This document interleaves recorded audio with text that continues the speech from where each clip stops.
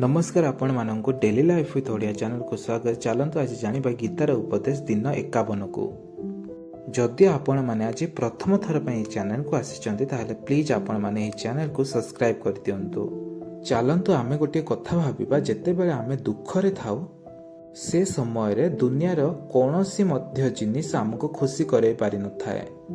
अन्य पटरे आमे जेते बेले खुशी रे थाउ आम जीवन रे जेते बड़ दुख थाउ ना कौन पाई आमे ताको भूली जाई थाउ। एमिति आम सहित कौन पाई हुए केबे भाबिचंती? यार उत्तर हेउची आम इंद्रिय। आम इंद्रिय आमको जेमिति नचाई थाए आमे सेमिति ही नाची थाउ। जेमिति वायु चालुथुवा नौकार गति को बदलाई थाए सेमिति ही आम इंद्रिय आम बुद्धि को हरण करि थाए। आमर इंद्रिय ही आमको गोटे समय रे खुशी कराई थाए ओ अन्य समय रे दुखी। सेइथि पई तो जेते बेले आपण माने खुशी रे थांती केबे काहा कथा भाबी ही न थांती, आउ अन्य पटे जेते बेले क्रोध रे थांती सेते बेले काहा कथा सुनी ही न थांती। जिए तुमको जेते बुझौ ना कोन पई किंतु तमे तो तुम निज इंद्रिय अधीन रे थाओ।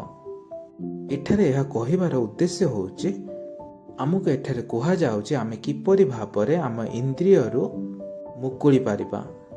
आमको यह मध्य कुहा जायछि आमे एही इंद्रियर जालरु बाहरी एही इंद्रिय को आम निज अधीन रे रखिबा बा निज नियंत्रण रे रखिबा।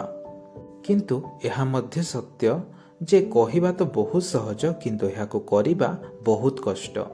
जेते बेले आम इंद्रिय आम निज अधीन रे रहिबो सेते बेले दुनियार समस्त काम संभव होई पारिबो। आगरु मध्य कुहा जायछि आम जीवन रे सुख दुखर अनुभव आमको इंद्रिय ही कराई थाए। आज पई गीतार उपदेश एतिके रहुछि। नमस्कार।